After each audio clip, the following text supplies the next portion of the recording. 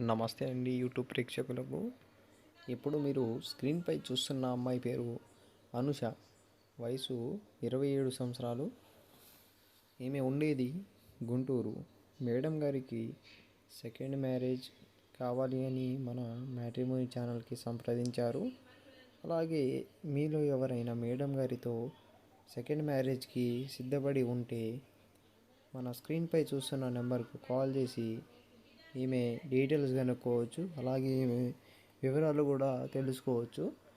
మీలో ఎవరైనా ఉంటే కాల్ చేయండి. మేడం గారికి ఫస్ట్ మ్యారేజ్ జరిగింది. ఫస్ట్ మ్యారేజ్కి ఏమైందంటే ఈమె భర్త ఈమెను తాగి హింసించడంతో ఈమె డైవర్స్ తీసుకున్నారంట.